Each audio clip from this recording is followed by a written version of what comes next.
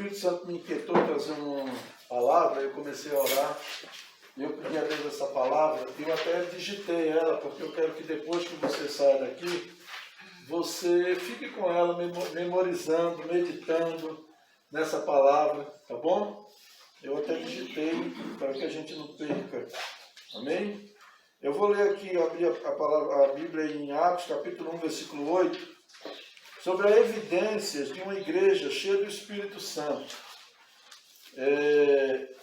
Atos, capítulo 1, versículo 8, e depois o capítulo 13, e o versículo 1 ao 3. Amém?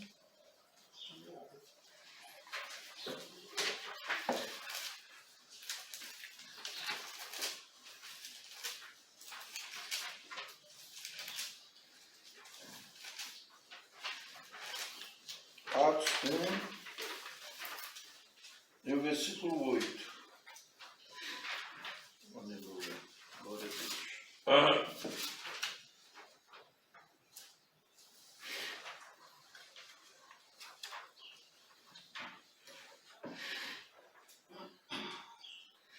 Diz assim o texto: mas recebereis poder ao descer sobre vós o Espírito Santo, e sereis minhas testemunhas, tanto em Jerusalém, como em toda a Judéia e Samaria, e até aos confins da terra.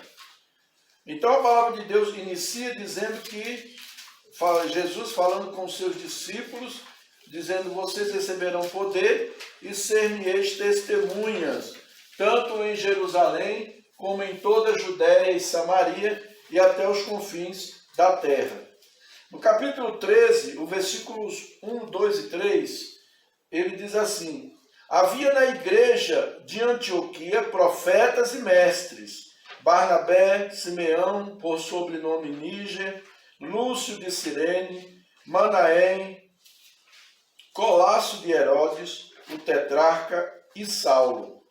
E servindo eles ao Senhor e jejuando, disse o Espírito Santo: separai-me agora Barnabé e Saulo para a obra a que os tenho chamado. Então, jejuando e orando, impondo sobre eles as mãos, os despediram. Amém? Vamos orar. Pai, em nome de Jesus, eu me coloco aqui na dependência do Teu Espírito Santo. E ao trazer essa palavra, que o Senhor venha edificar os nossos corações. Que o Senhor venha falar com cada um dos Teus filhos. Que o Senhor venha trazendo graça, sabedoria e discernimento. Em nome de Jesus. Em nome de Jesus. Amém. Amém. Amados, lá no capítulo 1 de Atos, Jesus está dando instrução aos seus discípulos, porque depois que ele ressuscitou, ele passou 40 dias ensinando os discípulos. Se você ler o capítulo 1 de Atos, você vai ver que Jesus passou 40 dias, depois que ressuscitou, ele passou 40 dias dando ensinamento aos seus discípulos. O maior seminário teológico que já teve na face da terra, né? E ele disse: vocês mais receberão poder ao descer sobre vós o Espírito Santo. Por quê? O Espírito Santo ainda não tinha vindo. Lá em João, Jesus disse: é necessário que eu vá para que o Espírito venha, para que o Espírito Santo venha. O Espírito Santo, na época dos profetas, na época dos patriarcas, ele vinha, trazia uma revelação, dava uma palavra e ia embora. Ele vinha e saía, ele entrava e saía. Só que quando foi no capítulo 2 de Atos, nós vimos a inauguração da igreja com a vinda do Espírito Santo. No capítulo 2, diz que eles estavam reunidos, sentados, reunidos durante 10 dias seguidos. Os irmãos estavam ali no cenáculo, orando, buscando ao Senhor, jejuando, em oração e jejum.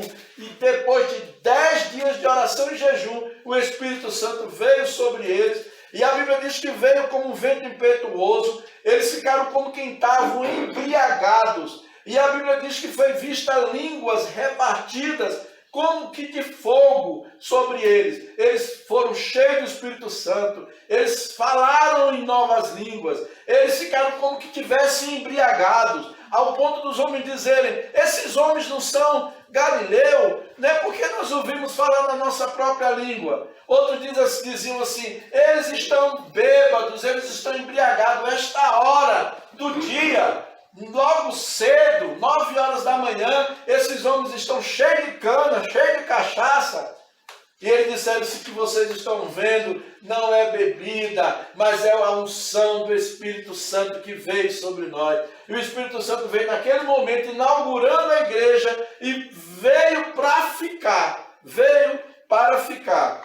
E nós precisamos, né, da ação do Espírito Santo. Porque Jesus disse que primeiro, para poder pregar, eles precisariam ser cheios. E nós, como igreja, necessitamos da ação do Espírito Santo, do revestimento do Espírito Santo nas nossas vidas. Então nós vamos ver aqui alguns pontos, algumas características ou evidências de uma igreja onde ela é cheia do Espírito Santo. Em primeiro lugar, uma igreja cheia do Espírito Santo é uma igreja unida, onde há união, né? A palavra de Deus diz em Atos 2, e versículo 42, né? Capítulo 2, versículo 42, ele diz assim: e perseveravam na doutrina dos apóstolos, na comunhão, no partir do pão e nas orações. Então eles estavam unidos. Unidade não significa uniformidade. Nós somos diferentes, todos nós somos diferentes. Aqui ninguém vai ser igual, aqui ninguém vai vestir a mesma roupa, ninguém vai usar a mesma cor do cabelo, vai usar o mesmo tipo de barba ou coisa dessa natureza. Não, aqui nós somos diferentes, nós temos temperamentos diferentes, nós temos maneiras diferentes de agir. Porém, quando se diz as coisas de Deus, quando se diz a palavra de Deus, quando se diz ao Espírito de Deus, ao propósito de Deus, nós temos que estar unidos no ensino da palavra, no aprendizado. Vamos aprender juntos. Às vezes você diz assim: vamos fazer uma campanha para receber carro, aí lota uma igreja.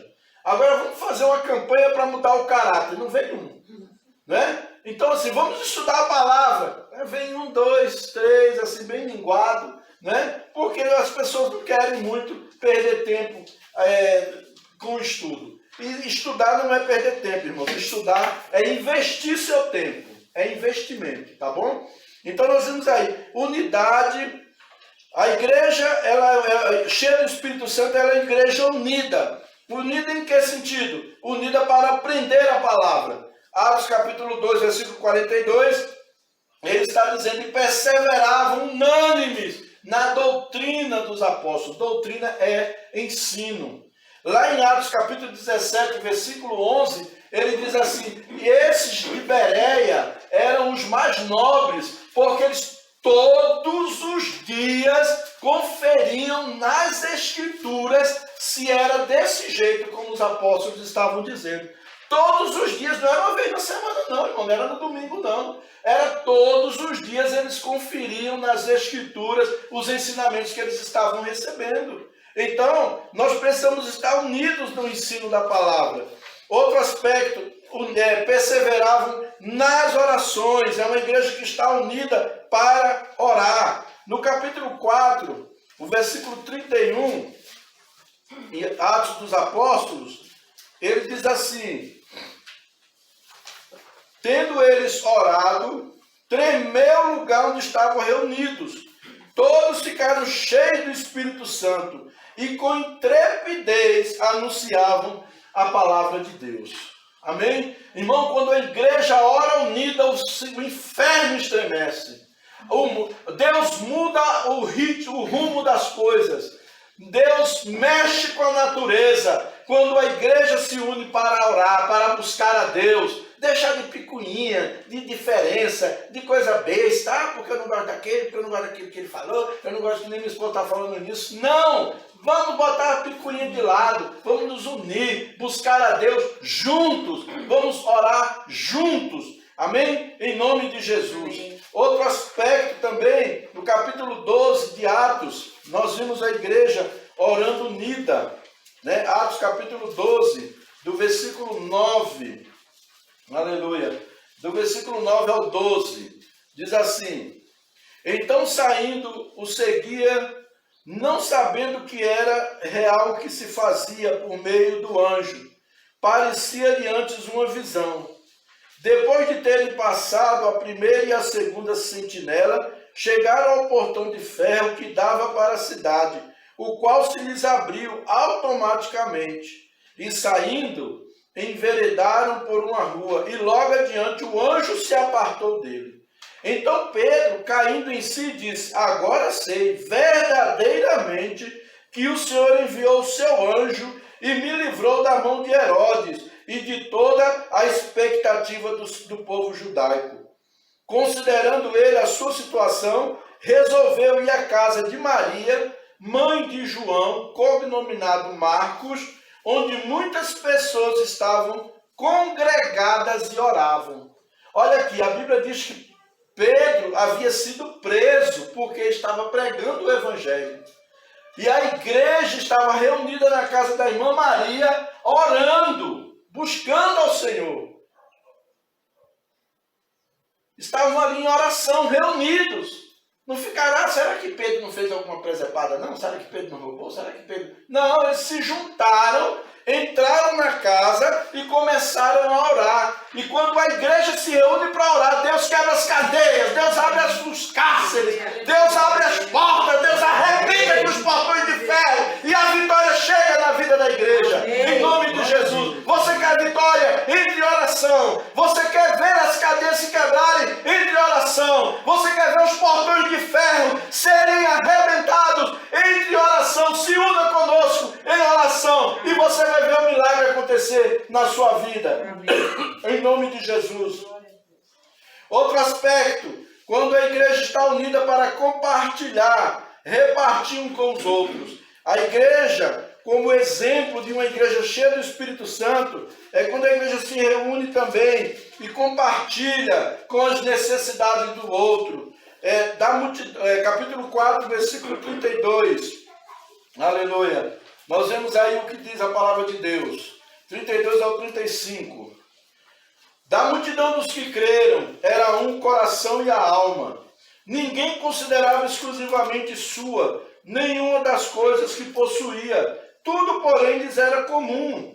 Com grande poder, os apóstolos davam testemunhos da ressurreição do Senhor Jesus. E em todos eles havia abundante graça, pois nenhum necessitado havia entre eles.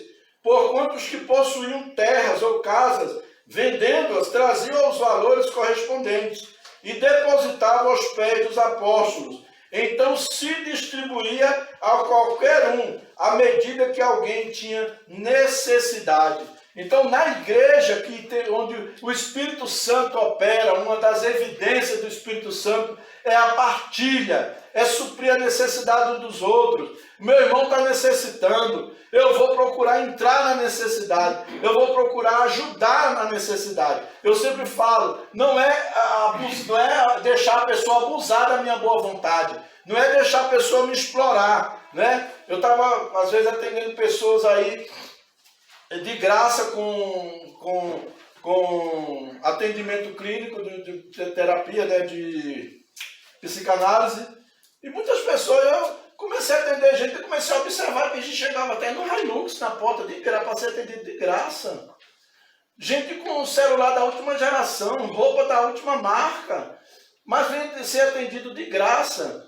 Eu dei um break nisso, eu cortei com isso, eu falei, a partir de agora acabou, morreu o assunto, acabou a vaquinha leiteira. Então assim, aí teve uma pessoa que me procurou, falou assim, e agora o que vai ser de mim? Eu não tenho condição. Eu falei, não, eu falei para ela assim, eu falei, olha, deixa eu te falar, toda regra tem sua exceção. Claro que tem uma pessoa que está desempregado, está passando por uma dificuldade muito difícil, e ali você vai ajudar aquela pessoa, claro, mas a pessoa está com um carrão na porta e chega quer ser atendido de graça, isso é desaforo, isso é abuso.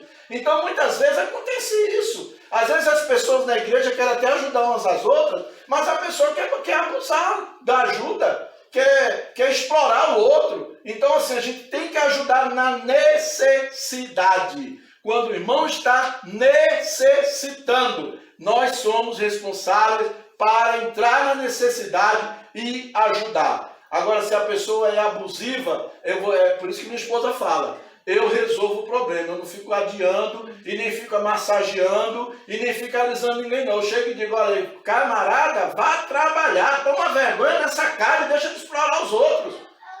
Eu não tenho pena para falar não, entendeu? Tem que falar mesmo.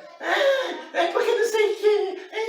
Tem gente que fica com assim, eu tenho uma raiva disso. Não me procure para falar nada que você não quer resolver. Não me procure. Se você vier me procurar para falar alguma coisa, pode saber que eu vou resolver. Eu vou confrontar você, vou confrontar. Se for mentira sua, você vai passar vergonha diante da pessoa, né? Então a pessoa às vezes não quer resolver, não me conte. Pelo amor de Deus, não me conte. Eu falo até para minha esposa, amor, se for coisa que não quer resolver, nem me conta, porque eu vou resolver. E eu não me preocupo nada, se ficou com raiva de mim, problema seu. Eu quero andar com Deus, eu quero chegar no céu. Mas eu vou falar a verdade, e nós temos que falar a verdade, e temos que ensinar mesmo. Temos que ensinar a pessoa para ela tomar jeito, tomar vergonha na cara. Né? Então, assim, a Igreja Unida ela vai compartilhar na necessidade. Preste atenção. Essa palavra, necessidade. Entendeu? Outra coisa também. A Bíblia não diz que ele pegou o carro que ele tinha, a casa que ele tinha, vendeu e deu. Não. Eu tenho 2 casas, eu vou vender uma para ajudar o meu irmão. Amém. Fui ajudar, fui fazer um trabalho. Eu tenho 2 carros, meu irmão, usa esse carro aqui por um período até você comprar o seu, tá bom? Que Deus te abençoe. Mas use com cuidado, zele. Não pega um carro do outro emprestado e saia passando de alta velocidade, pegando multa, quebrando o carro do outro. Ah, não é meu mesmo, não é meu mesmo. Tem gente que é assim. Por isso que não tem nada. Hã? E por isso que não tem nada. Por isso que não tem nada. Então a gente tem que zelar das coisas nossas e também zelar das coisas que as pessoas colocam na nossa mão. Colocou ali, emprestou, vamos zelar. Amém? Em nome de Jesus. Então assim, nós temos que ter um equilíbrio nessa questão quando nós falamos em repartir. Mas nós temos que repartir. Nós vamos ajudar, né? Nós estamos com o irmão, até avisei para algumas pessoas, não vou dizer o nome, não interessa falar o nome, se você quiser me procurar, a parte para perguntar, eu vou falar, claro. Mas o irmão que está precisando, passando dificuldade, vai fazer os exames, o exame é caro, e eu pedi para ajudar. Então quem quiser, me procure, depois de que passou, estou ajudando com tanto, aqui está a quantidade. Está precisando, é uma necessidade, é doença, não é vaidade, não é nada, não é viagem para a Europa, não é nada, é uma necessidade, então a gente tem que ajudar mesmo, entendeu? Outro ponto, a igreja precisa estar unida, uma igreja cheia do Espírito Santo, a evidência da igreja cheia do Espírito Santo, é uma igreja que se une para evangelizar, para anunciar as boas novas de Cristo.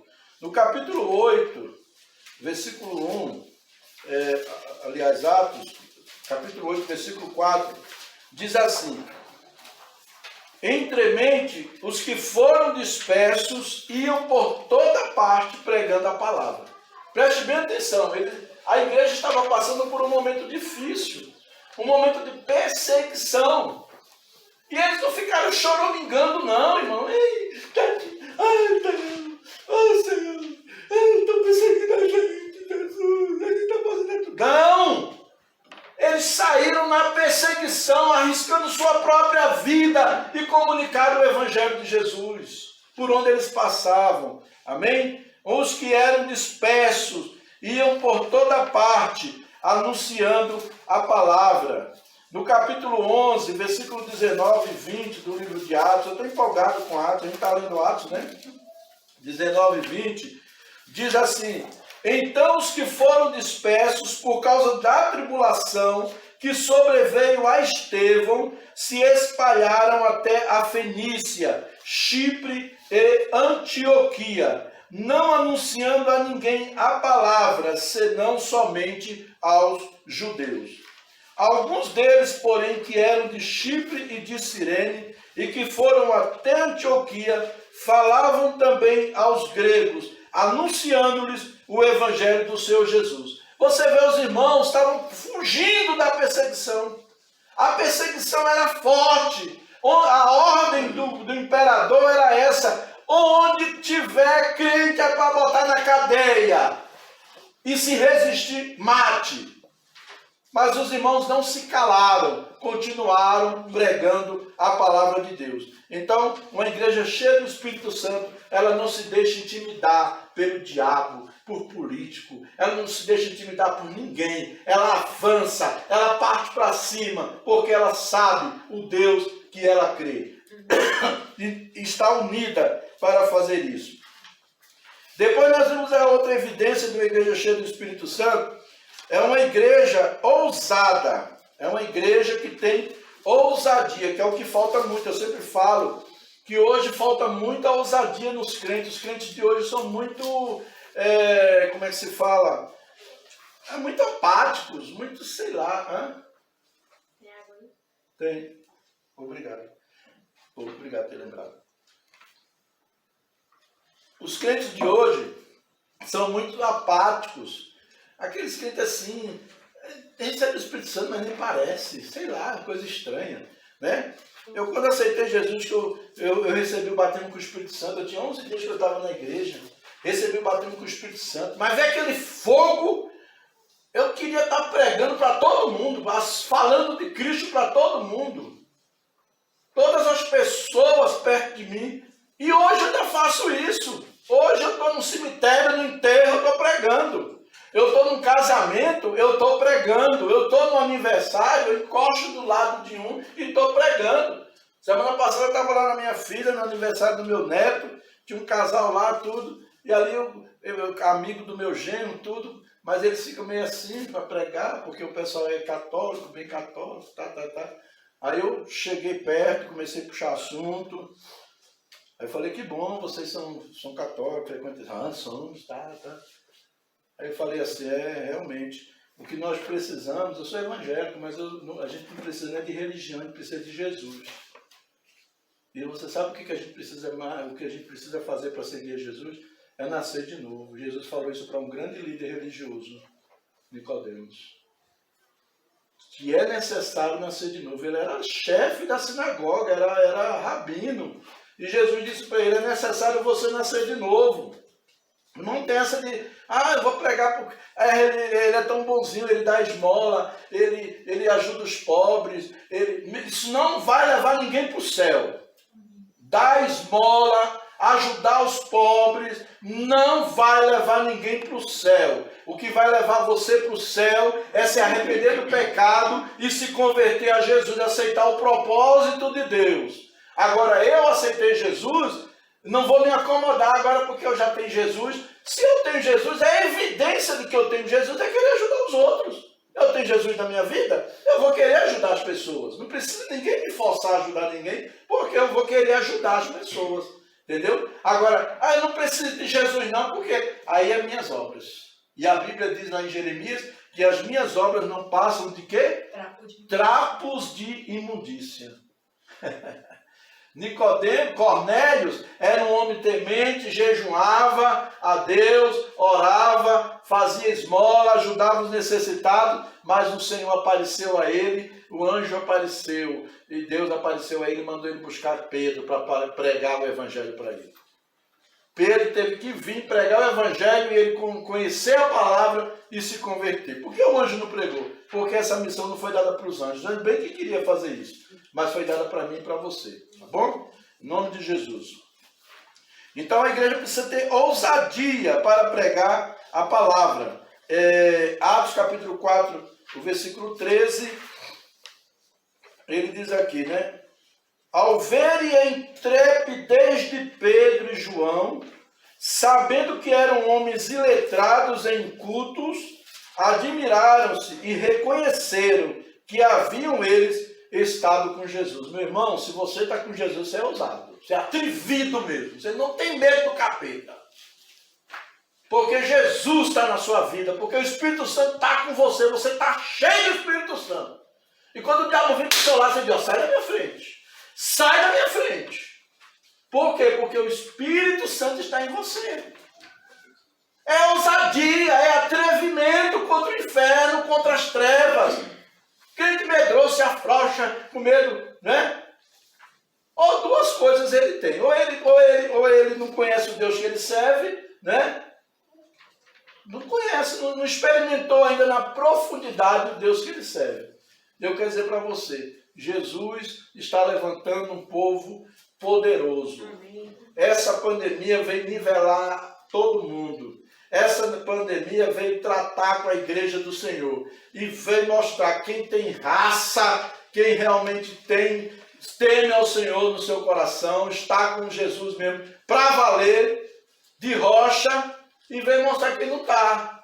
Quem não está. Tem muita gente desviando, deixando de ser crente, porque perdeu a fé.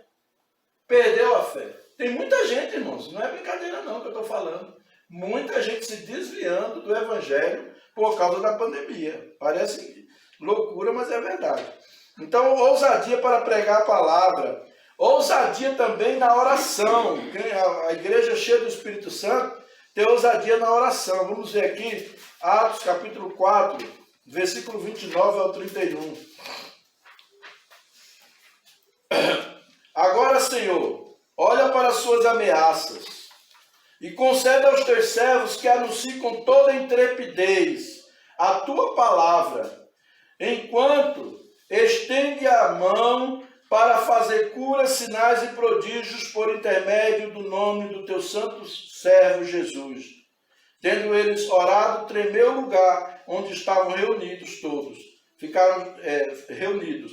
Todos ficaram cheios do Espírito Santo e com intrepidez anunciavam a palavra de Deus. Com intrepidez, né? A palavra de Deus. Então a oração, ousadia na oração, ousadia na pregação da palavra. E por último, nós temos aqui uma igreja cheia do Espírito Santo. É uma igreja que toma o seu território. Isso aqui é importante você saber. Por isso que eu fiz questão de colocar aqui para nós não esquecermos. Gênesis capítulo 1, versículo 26. Gênesis capítulo 1, o versículo 26 diz assim, ó. Também disse Deus, façamos o homem à nossa imagem, conforme a nossa semelhança, tenha ele domínio sobre os peixes do mar, sobre as aves do céu, sobre os animais domésticos, sobre toda a terra e sobre todos os répteis que rastejam pela terra. Deus deu ao homem domínio. E quando uma igreja, os crentes estão cheios do Espírito Santo, eles recuperam o seu domínio. Deus levantou você para dominar, não para ser dominado. Deus levantou você para ter ousadia, para ter autoridade. Deus não chamou você para ser capacho. Amém? Em nome de Jesus. Então Deus chamou você para dominar. Você vai dominar o que? Na esfera material, conforme ele diz aqui. No mundo material, você vai dominar. Você vai dominar. E se você não está dominando ainda, a culpa é sua. É o que, pastor? A culpa é sua. Então começa a buscar a Deus. Comece a alinhar a sua vida com Deus. Comece a se alinhar com Deus. Qual é o que está faltando no meu alinhamento com Deus? O carro, se ele estiver desalinhado, ele começa a puxar para o lado, né? Puxa para o lado. Assim, você está dirigindo aqui, soltou o volume porque ele está desalinhado. Então, o crente desalinhado, ele fica puxando para o lado também. Ele perde o foco. Então, quando você está alinhado, você vai na linha, vai certo. E ali você vai entrando em sintonia com Deus. Deus vai falando com você, você vai falando com Deus. Deus vai revelando para você. Deus vai mostrando para você onde está o inimigo, onde está a ação do diabo. E você, com autoridade, toma o seu território. Em nome de Jesus. Na esfera espiritual, nós conquistamos através da guerra espiritual. A palavra de Deus fala que nós não temos que lutar contra a carne e o sangue, mas contra principados e potestades. Entendeu? Então nós vamos dominar nessa área da guerra espiritual. E na esfera geográfica nós dominamos quando fazemos missões. Então preste atenção. Na esfera material nós assumimos o domínio na minha profissão, na minha vida financeira. Eu assumo o domínio. E eu preciso buscar a Deus em cima disso. Amém? Eu preciso buscar a Deus. Preste bem atenção numa coisa que eu vou dizer que é uma linha bem tênue. A teologia da prosperidade ela é enganosa, ela é mentirosa. Porque ela ensina assim, que você vai enricar se você ficar dando dinheiro para a igreja. É mentira isso, é engano, é mentira de Satanás. Agora, a Bíblia fala que você vai prosperar se você obedecer a palavra de Deus. se você se alinhar com Deus, nos princípios de Deus, aí não é só oferta, não é só dízimo, né? É todos os outros aspectos, no seu casamento, no seu relacionamento conjugal, né? No relacionamento conjugal, no relacionamento com seus filhos, no relacionamento no seu emprego, com seu patrão, no relacionamento com seus amigos. Então você é uma pessoa que pratica os princípios da palavra de Deus, meu irmão, te prepara que a prosperidade vai vir na sua vida. Não tem como não. Não tem como, mas é princípio. Eu acredito na prosperidade bíblica que vem na vida da pessoa através de princípios, de obediência, da obediência à palavra de Deus. Não adianta eu ficar dando dinheiro e ficar mentindo, falando dos outros, inventando fofoca, criando confusão na igreja. Não adianta, entendeu? Não adianta, isso não é prosperidade. Você pode até, por causa da sua fé, você pode até receber alguma coisa, você pode até, mas você não tem paz. E prosperidade não é só ter bens materiais. Bens materiais é uma consequência. Prosperidade é você ter paz. Você mora numa casinha, numa choupana, lá na beira do rio, e você é feliz, você tem paz, você tem alegria, você dorme tranquilo, você acorda bem, você vive bem com sua mulher e com seus filhos. Isso é prosperidade. Você não passa fome, isso é prosperidade. Agora, se você a praticar os princípios de Deus, você vai ver isso acontecer na sua vida e viver longanimidade, longos anos também, é prosperidade.